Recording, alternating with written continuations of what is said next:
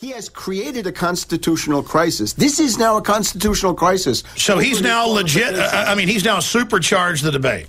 He did this, again, if he had it and he refused to release it, this is an act of incompetence beyond anybody's belief. And it's a bumbling, arrogant refusal to put this out. Now, that then leads you, is he really that incompetent, or was it that he didn't have it and he had to concoct it? So that's another possibility. But transparency, right? These guys talk about, my administration will be the most transparent. Well, let's see it. And again, I think that people, if you don't like the fact that he's a Wall Street puppet, if you don't like the fact that he's a warmonger, that the police state has gotten worse under Obama than it was under Bush, and if you don't like the fact that he's a union buster, that he guarantees the defeat of all the union struggles.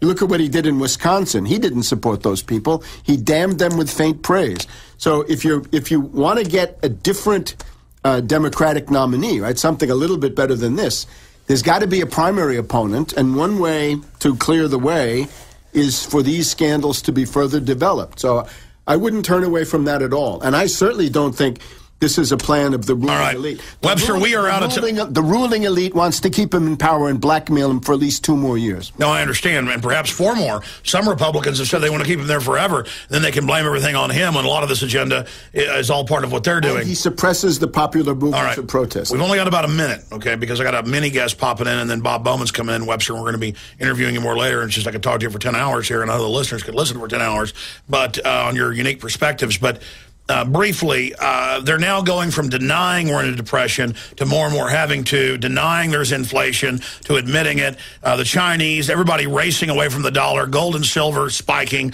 oil, commodities spiking. A 60-second summation on where the economy is right now in the meltdown. Well, the entire effort of 2010 was to direct the crisis away from the dollar, right, to dump the depression onto the euro. And what they've done with that is they've partially wrecked the euro through Greece, Portugal, Ireland, and maybe Spain. So the euro is now significantly weakened, but that hasn't done anything to save the dollar. So the dollar is now in this constant process of decline.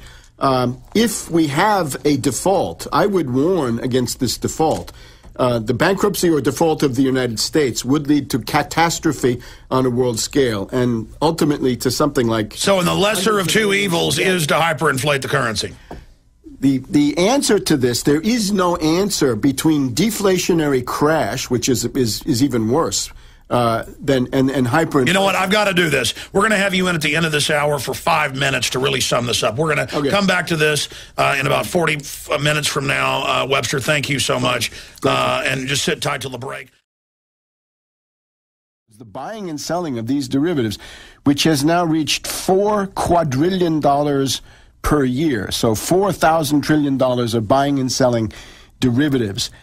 This mass of kited derivatives represents a black hole. In other words, there's not enough liquidity in the world. There never could be enough money to satisfy the demands of 4 quadrillion of trading derivatives.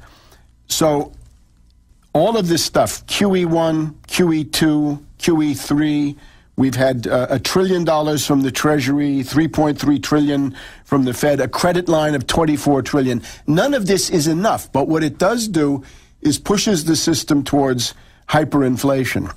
And that seems to be where we're headed right now. However, there's now the other thing on the horizon, which is the default. And this is now political. This is a political cabal that wants to institute, in effect, the bankruptcy or default of the United States.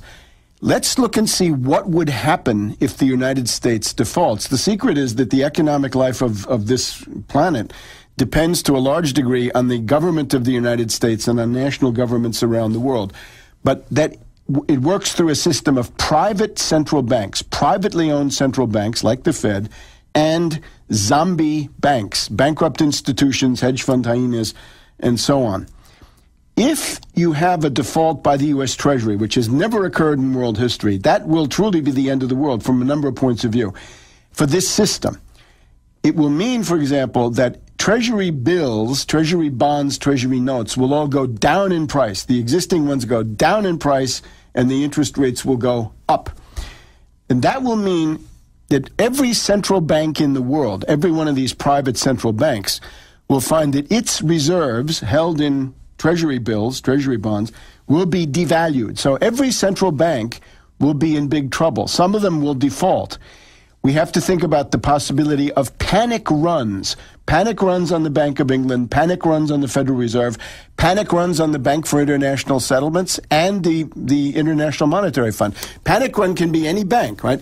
If you have, for example, members of the IMF or the BIS, they put in money, they get shares, they get voting rights. Suppose those entities are going bankrupt and they turn around and say, no, we want our money now, give us our cash because we're facing absolute bankruptcy.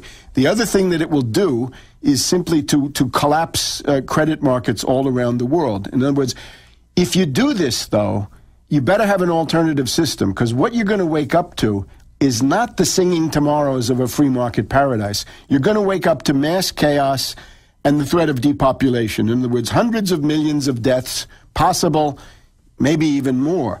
The only alternative to that is if you say, look, zombie banks don't provide credit. Look at JP Morgan Chase, Bank of America, Citibank. They absorb resources, but they don't provide credit for business. If the private sector zombie banks are incapable and the private central banks are also incapable, what's the other alternative? The free market won't do it, because the free market 30 seconds. The zombie banks. The only alternative is national banking. In other words, nationalize the Federal Reserve and say, we're going to maintain the regional banking system of the United States with 0% federal credit. However, not for banks, not for credit cards, but for production. And that'll restart the economy. That will keep you. All right. That's your passport to survival. All right, Webster. 0% federal credit from a nationalized Federal Reserve. All right, we're out of time. Bob Bowman will be at China Emperor Restaurant, 111 West William Canada tonight. That's where he is for Truth Seekers. God bless you all. Retransmission starts now. Infowars.com. Visit Infowars.com and PrisonPlanet.com. When you're on the site, you can also tune in 24 hours a day to my daily radio broadcast. There's also a free iPhone app to listen to the syndicated radio show when and where you want.